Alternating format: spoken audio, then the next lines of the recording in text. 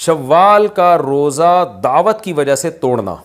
میں نے شوال کا روزہ رکھا ہوا تھا, مجھے ایک دعوت پر بعض ساتھیوں نے کہا کہ نفلی روزہ توڑنا جائز ہے, میں نے توڑ دیا, کیا میرا یہ عمل صحیح تھا اور کیا مجھ پر قضا واجب ہے یا نہیں؟ محمد انور کراچی سے. بلا وجہ نفلی روزہ توڑنا بھی جائز نہیں ہے, لیکن اگر معقول وجہ ہو, جیسے دوستوں نے دعوت کی, اب آپ کا یہ ہے کہ اگر دعوت قبول نہیں کی وہ ناراض ہو جائیں گے, تو ایسی صورت میں آپ روزہ توڑ سکتے ہیں, لیکن بعد میں اس کی قضا کرنی پڑے گی, کیونکہ قرآن کہتا ہے یا ایھا الذین آمنوا لا تبطلوا اعمالکم, اپنے اعمال کو ضائع مت کرو.